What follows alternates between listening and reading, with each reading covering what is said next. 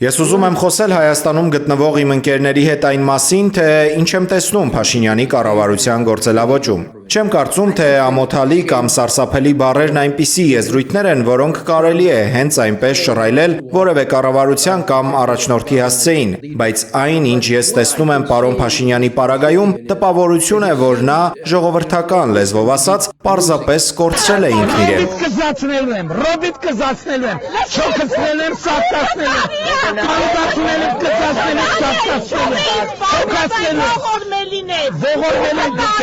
Տպավորություն է, թե նա հարվածի տակ է դնում առանձին անհատների, իր մարդկանց, իր շրջապատին, եւ որ ամենակարևորն է ոստիկանությանն ու այն անձանց, որոնք օժանդակող դեր ունեն։ Այն մարդկանց, որոնք նա փորձել է կապել իր կուսակցության հետ, աշխատատեղեր բաժանելով եւ ունենալով մի ոստիկանական համակարգ, որը ըստ էության գործում է հանուն իր կուսակցության շահերի, այլ ոչ թե Հայաստանի ժողովրդի։ Դե իսկ մի քանի օր առաջ սա հասավ իր գագաթնակետին, մի անձնավորության ապօրինի ձերբակալության ու կալանավորմամբ, որն ի վերջո կյանքին վերջ տվեց։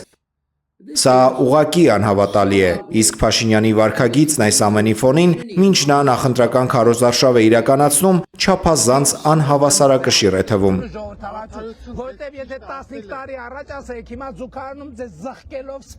Այն, ինչ մենք առաջարկում էինք անել, Փաշինյանի քարոզարշավից մի տեսաժար ուղարկելն է արևմտյան առաջնորդներին եւ նրանց հարցնելը, արդյոք սա հենց այն մարդն է, որին նրանք պետք է աջակցեն, որովհետեւ եթե բարձր պաշտոնի համար պայքարելիս նա այսքան անհավասարակշիռ է, Աստված միայն գիտե, թե այս ընտրություններից հետո էլ ինչերի միջով է նա ստիպելու անցնել հայ ժողովրդին։ Արդյոք մենք ականատես ենք լինելու եկեղեցու դեմ ավելի մեծ հարձակումների, քաղաքական ընդդիմախոսների դեմ էլ ավելի մեծ հալածանքների։ Արևմուտքը պետք է վեր կանգնի Ռուսաստանի շուրջ ստեղծված այս հիստերիայից եւ տեսնի Հայաստանն այնպիսին, ինչպիսին որ կա, տեսնի Հայաստանում ապրող այն մարդկանց, որոնք պայքարում են իրենց երկրի տարածքային ամբողջականության համար, մինչդեռ պարոն Փաշինյանը դրա առանձին հատվածներ հանձնում է ադրբեջանցիներին, թուրքերին ու ամերիկացիներին։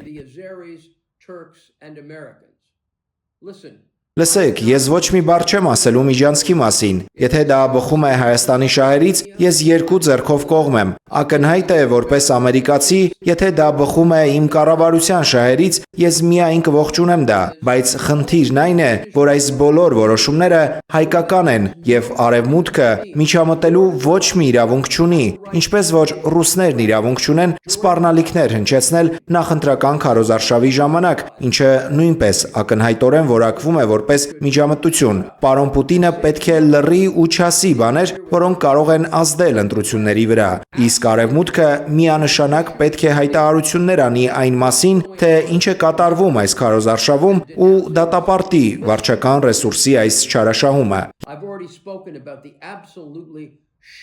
Ես արդեն խոսել եմ Եվրոպայի խորհրդի կողմից վերջերս տարածված բացարձակապես ամոթալի հայտարարության մասին եւ մենք ջանք չենք խնայելու շարունակել պաշտպանել թե Կարապետյանի թեկնածությունը եւ թե իհարկե մշտապես հանդես են գալու ի պաշտպանություն եկեղեցու։ Շնորհակալություն։